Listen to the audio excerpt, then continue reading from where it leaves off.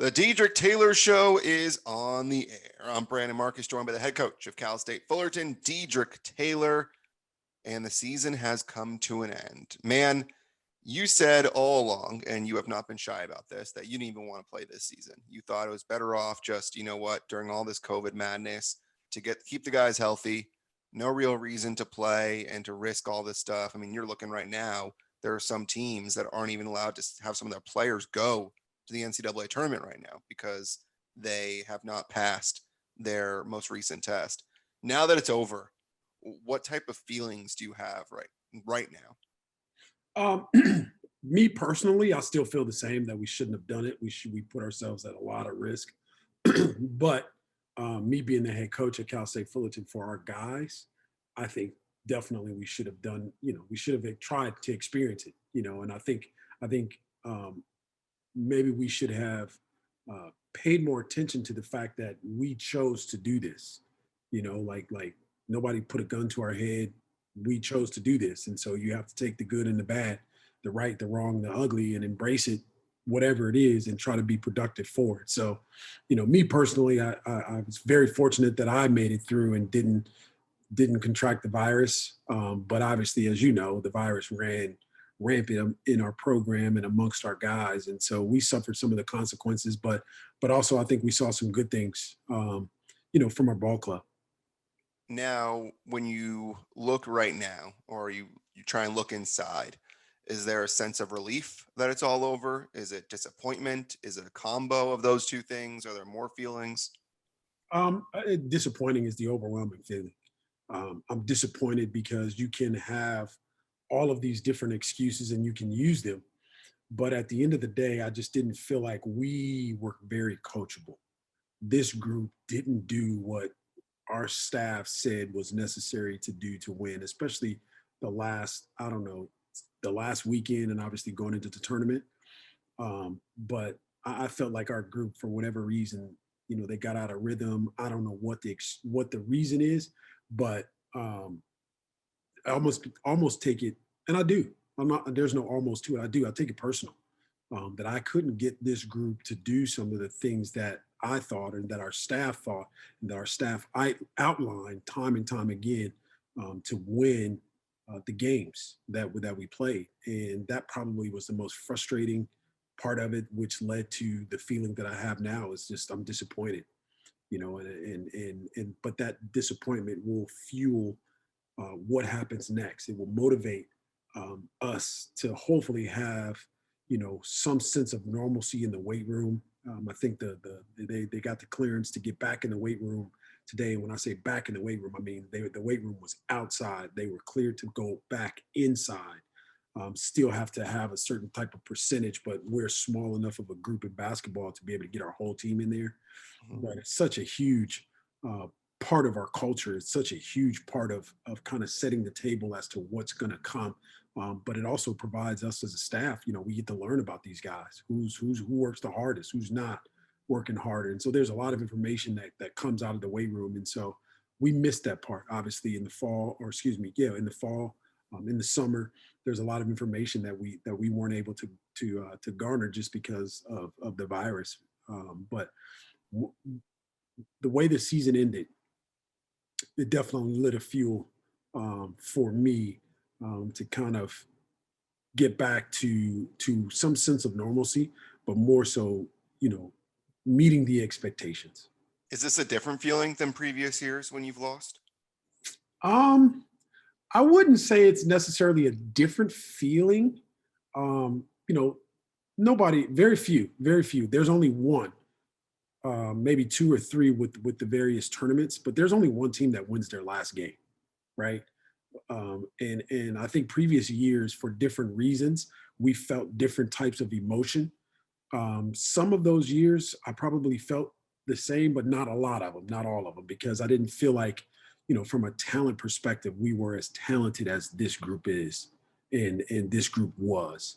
And so maybe we tapped out, or maybe we fell short in some areas. But you know, the frustrating part about this group and the disappointing part about this group is that I just didn't feel like we gave ourselves a chance, and that's the disappointing part. I don't know that. I don't know with this group how much they actually um, bought into what we were preaching, and that is frustrating.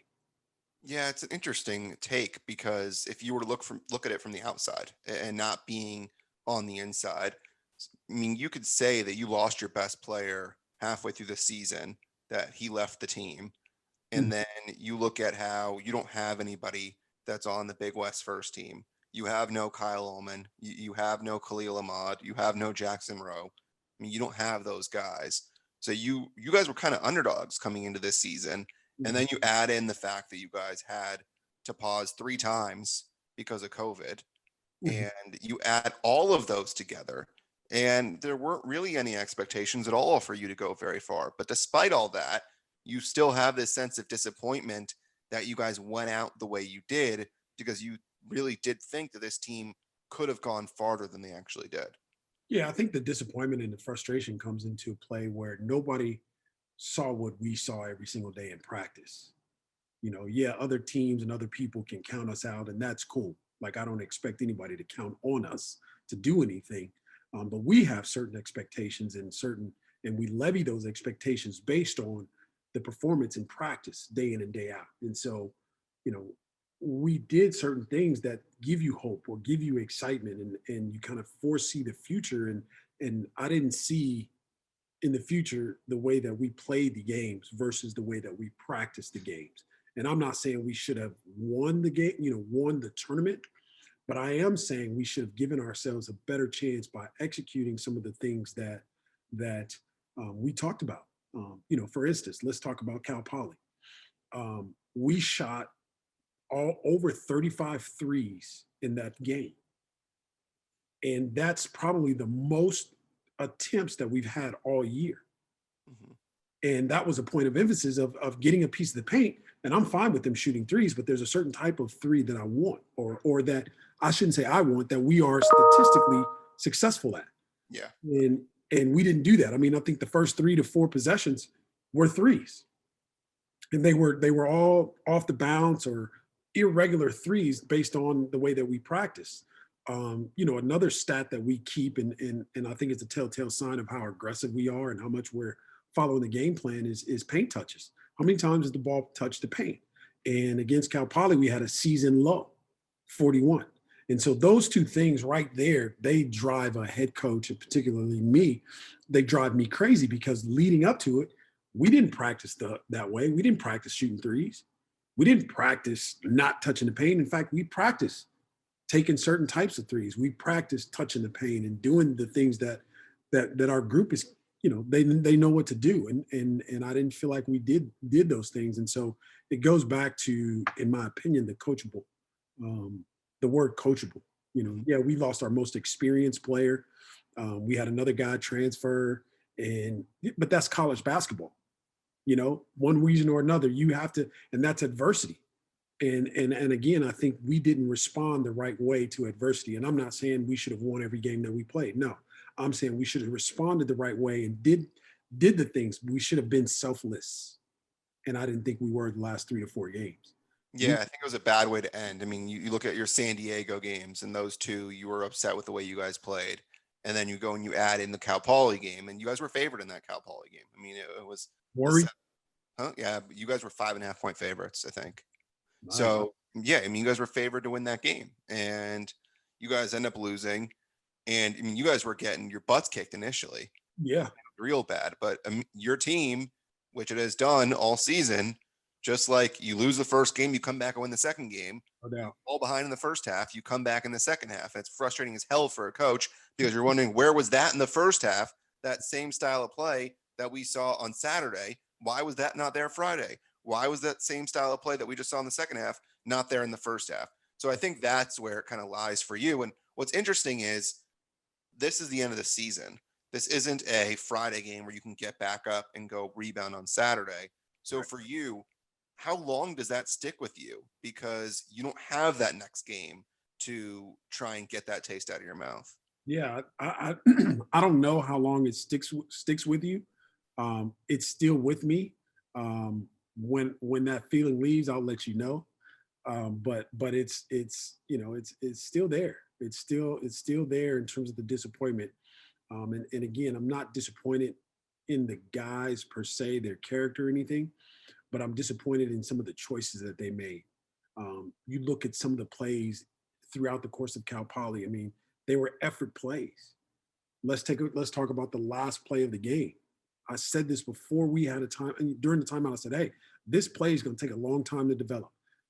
But even if we don't get a shot, we still got 7.5 seconds left.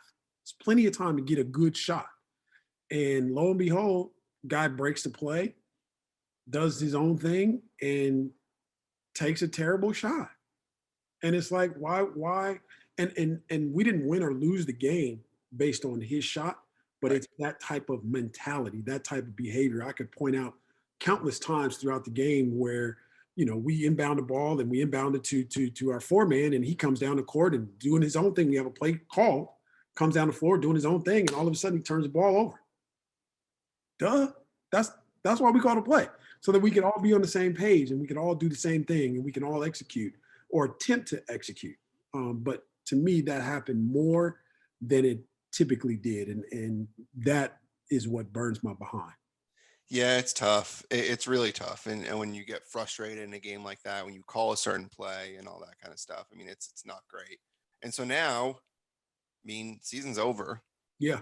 What's next for you? I mean, what's recruiting like? Because normally this is a time where you're recruiting because I think normally this is is it high school basketball still has like some tournaments that are going on and that kind of stuff. Like what's now in store for you?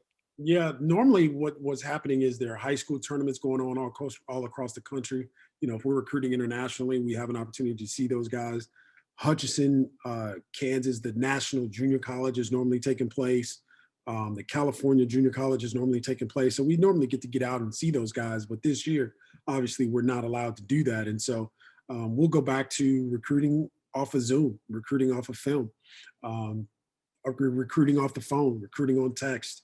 And those are things that we typically do. We just don't get a chance to see the guys. And so, like I said, we need to add one or two more pieces, and we will. We'll get. We need to answer the bell from a rebounding standpoint. We're not very tough, and as far back as I can remember, this is the worst year that we've had from a rebounding standpoint. We were -6, which is not indicative of our teams. It's not indicative of the expectations that we levied against this group. We felt like we have some guys that can, rebound the basketball, but we did it. And so we want to answer the bell to that, and we want to answer the bell from a toughness standpoint. And we want to be more defensive oriented. I think we went out and recruited a group of guys that they can score with their eyes closed. I mean, you look at their average as a group. We scored 80, 85 points. I mean, heck, we'd score 50 points in a half. So offense is not your problem. Defense, being tough, rebounding the ball, that's what your problem. That's what our problem is. And one of my favorite mantras is defend, rebound, and run. And we weren't able to do that consistently this year. So what's your day to day now? Because it's obviously weird with COVID and then also the season being over. What's your day to day? Yeah, I think typically we take some time away from each other. And this time of year is no different. We'll probably. I think we have spring break. The guys go on spring break next week, and so when they come back, we'll reconvene as a group and we'll get right in the weight room, like starting at Monday, whenever it is. They'll get back in the weight room and start 4 times a week, and then I don't think until April 19th we will start doing individual stuff in terms of on the court. But in the meantime, my day-to-day schedule, spend a lot of time on Zoom, spend a lot of time watching film of potential recruits, talking to potential recruits, their family, obviously talking to our group, and recruiting them first and foremost, because they're your most important recruits, because you know what they are and what they aren't. And it's important that you pay attention to that, and not be um, totally dismayed by their body of work. They showed you what they're capable of. Now it's just a matter of doing that consistently and then adding one or two pieces or one or two dimensions to what they do through the recruiting. The mailbag is something we normally have at the end of the show, and I have done this before where I brought questions forward because it makes sense with our conversation. And the Okay. mailbag, by the way, still looking for that presenter. We still have a chance to get that presenter. We're waiting to see if you want to sponsor the show. dtaylorcoachesshow@gmail.com. That's dtaylorcoachesshow@gmail.com. Of course, that's the same email if you want to send us a question, where our buddy Tim Vincent continues to hit us up, and it's much appreciated Definitely. because it continues to add some good stuff to the show. Tim says, "Hi, Coach. I know it's very soon after the season ended, but I wanted to know how the offseason schedule works. How much time goes by before you start practicing for next season? And what about the return of Josh Hall and Johnny Wong for next season, with the NCAA granting an extra year of eligibility? Thanks, Coach, for bringing the team through the season. I can't imagine how difficult it was for you and the team, but I enjoyed the games you did get to play. Thanks, Tim Vincent." Yeah, Tim, my guy, keeping us afloat all year. Hmm. Those are with Johnny and Josh. Those are things that we're going to address as probably after the spring break when they get back and kind of let their bodies heal and go through that process, emotionally flush out how they feel about the season, good, bad, or indifferent. Starting April 5th, we got to regroup and we got to prove ourselves all over again. It doesn't matter what's been done. It matters only what is going to be done. And so we got to prepare for that. And that's going to be the goal. And we'll have individual meetings with each player and kind of find out where they are, what their aspirations are with Johnny and Josh, what they want to do. And then we'll have some conversation about that and see what makes sense for them first, and then what makes sense for us as a program moving forward. So, is there a date where these guys need to decide if they're going to come back? Because I'm assuming that there is going to be some sort of portal where the seniors who have that extra year will be able to play and may want to play somewhere else. I'm assuming that's allowed. Yeah, I'm not sure if that extra year is just for the school that you were at. Because if you get that extra year, maybe you play somewhere else. it's a little bit tricky. I think if you use the extra year, you lose. I think seniors they can transfer and be immediately eligible. Mhm. But I think there's something with underclassmen, they will lose a year or something like that. I think there was mention of a time frame that they have to let us know, but I don't think that has been voted on by the NCAA yet. I think it's in fact been tabled until who knows when. So we're operating under the current guidelines, and basically it just says, for one-time transfers, they have to appeal the process, and they can you can say yes or no from an NCAA standpoint. There's certain criteria that have to happen for it to be accepted or approved. But it's one of those deals where the NCAA also could vote next month, and it all goes away. So it's just a matter of what they want to do and how they want to do it. If they want to change the way that things are operating as of right now. It's a complicated situation Yeah, because you have to figure out the roster spots that you have for next year, and whether one guy comes back, two guys come back. You need to know how many spots you have, and also how many positions you need to fill, because it's not just that guy coming back, but that guy is filling a certain position. And so let's say you're looking for a big. Is it you're looking for one big? You're looking for two bigs? What kind of big? Because you have certain big coming back that does X, and you're looking for another different big that does Y. So it's complicated. You'd assume that they try and take care of it sooner rather than later and yeah, not leave you kind of hanging going into the summer.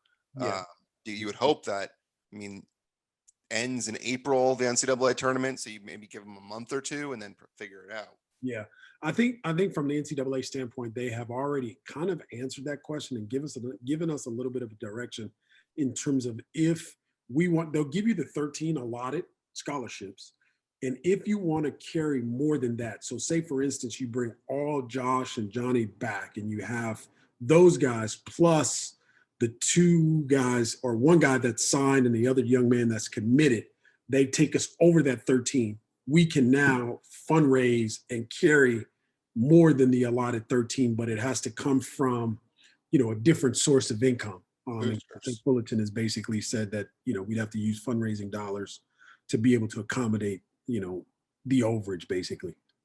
So that's going to benefit.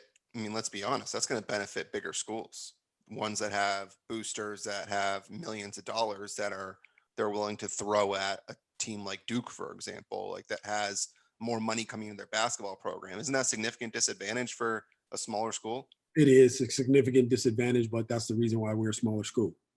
That's why I think you have three tiers. You have low major, mid major, and high major. For instance, your example you used, I think Archie Miller, who's a friend of mine, was fired this afternoon or today at University of Indiana. Their high major, big time, historical program. One booster paid the buyout. Yeah.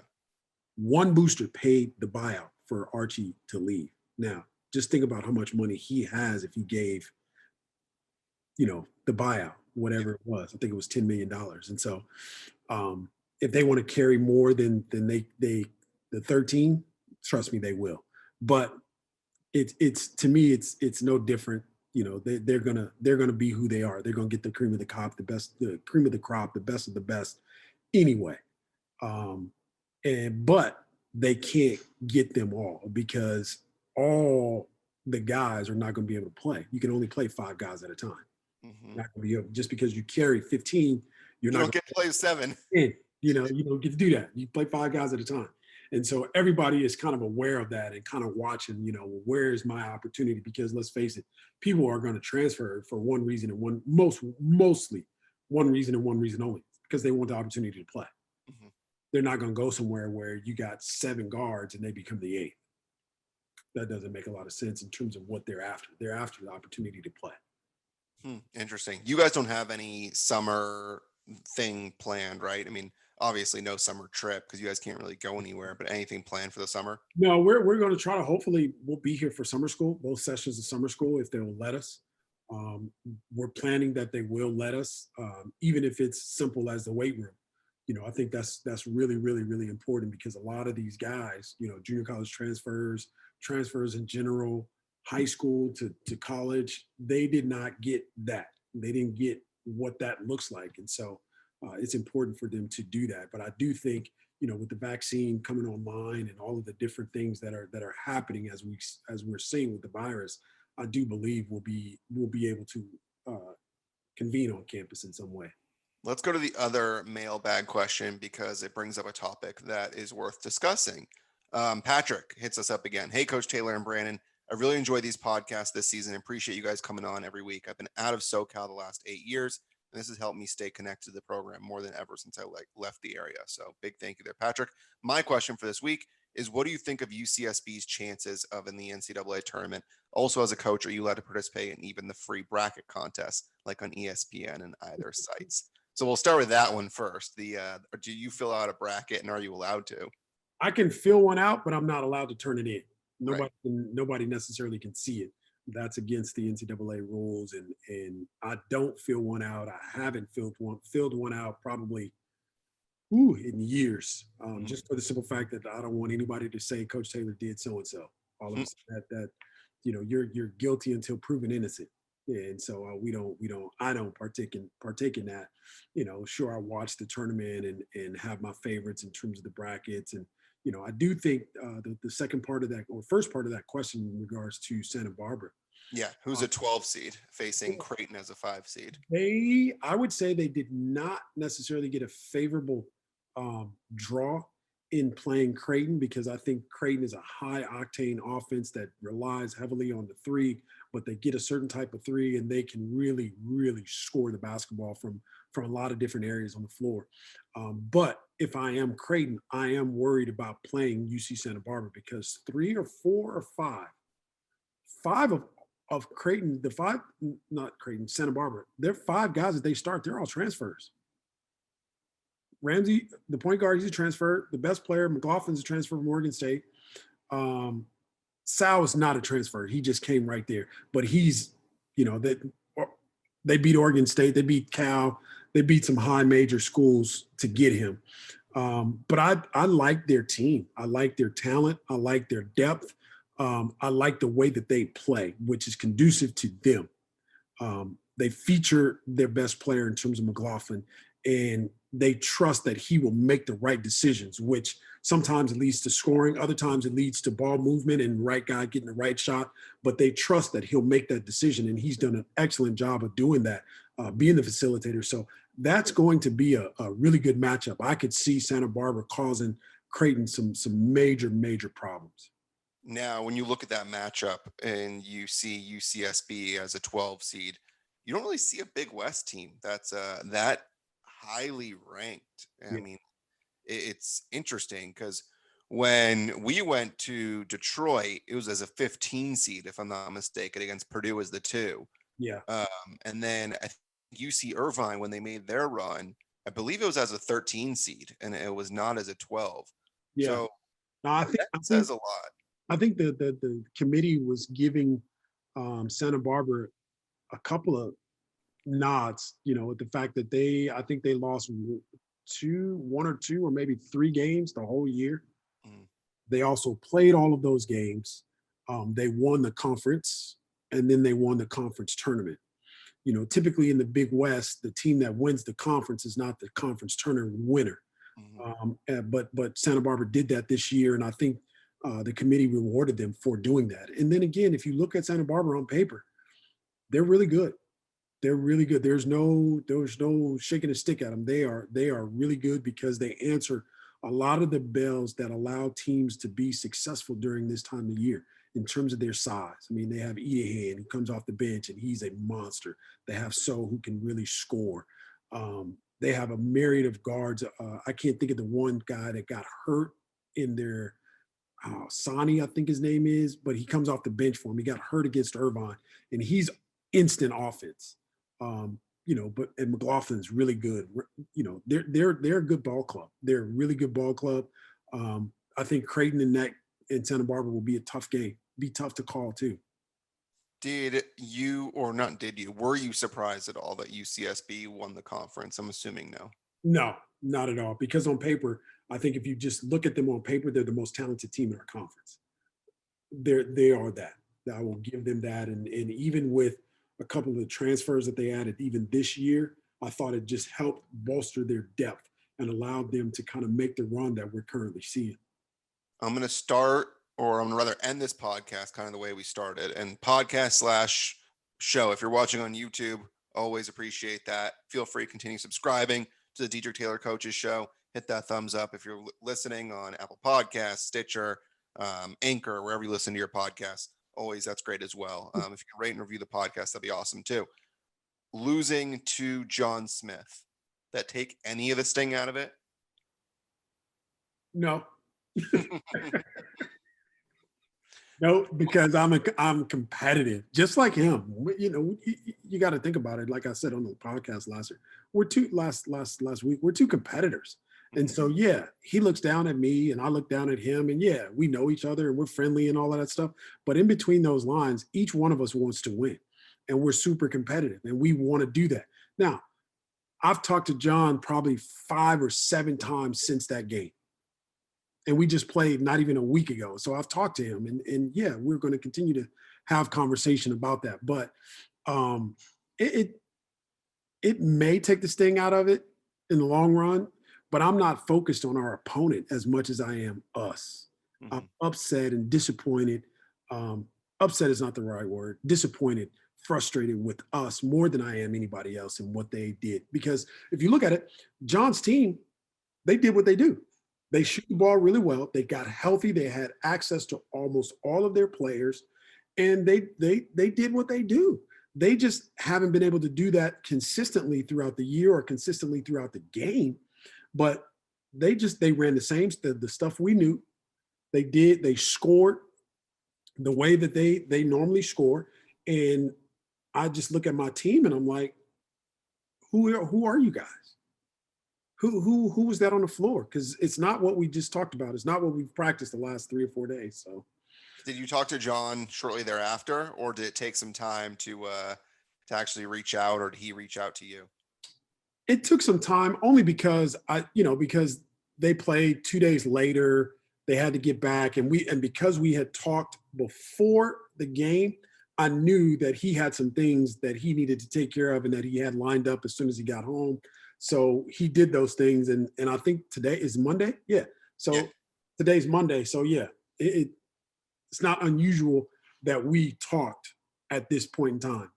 No, I wasn't going to call him right after the game, and he probably wasn't going to call me right after the game because he was celebrating and I was soaking. That's just a part of it. And so, I watched the game and was rooting for them to win, obviously, and to do what they did to us, which is beat us. the next game. So um, it's not different or not unusual for us to take a couple 3-5 days to speak. Yeah, that makes sense. So we are currently, it is the middle of March. We have shows that we're going to be trying to do every single week, and those shows will feature hopefully former players. They Yeah. will feature alumni. They will feature the two of us. Um, Many different things. If you have a recommendation of who you'd like to have on, dtaylorcoachesshow@gmail.com. Hit us up with some people that you perhaps would like to have on, and we can try and get those people on. We'll also be talking about college basketball over the next couple weeks as well, because I'm sure you'll be watching a little bit of the games when they're on. So we'll chat about that. And we'll be continuing to try and aim to hopefully record early in the week. They were currently recording on a Monday night. We've been doing that for a while. And we will try and get you guys some consistency as we continue to try and expand this show. And if you have been sticking with us, we thank you. And we hope you continue to stick with us because it means a lot that we have people that are listening and caring and watching. And it's you, the viewers and the listeners, you're the reason why we keep coming back, because the more people that listen and the more people that care, then it's even more of an incentive to get the people what they want. So we'll be here throughout this entire spring and summer, going into the fall. We'll talk about recruiting. We'll chat with former players. We'll do it all, Yeah. and it should be fun. And once the NBA Finals comes around, NBA playoffs, we'll talk about that.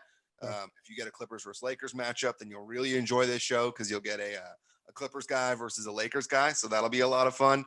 But it's been a crazy season. It's in the books now. And I remember when we started this, and it was before you guys had basically started the season, and we were trying to figure out when we wanted to start. And then we got it going before the season started. And then immediately you guys got shut down. And then you got some more games in, and then you got shut down again.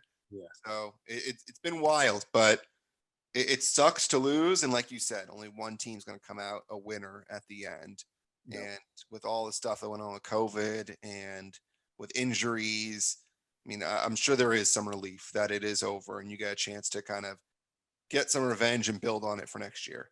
Yeah, no, I think the one thing that has probably been consistent through this inconsistent season is this podcast, and we've been very, or you have been very diligent in getting the fans the information, and that's really why we started it, is just to be able to tell them what was going on, kind of give them a behind the scenes look, and we want to continue to do that throughout the different parts of our year.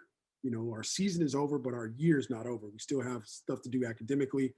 We still have stuff to do recruiting wise. We still have stuff to do that will allow us to get better. And so we'll give you a behind the scenes, so to speak, look of that and tell you about that. And like you said, if there are guests that people want to hear from, if there are questions or anything, this is for the people. This is for the fans. And I enjoy it. I enjoy being with you because you know how to get the information to the people. And that is very, very important. And so I'm actually looking forward to the process of growing what we've started.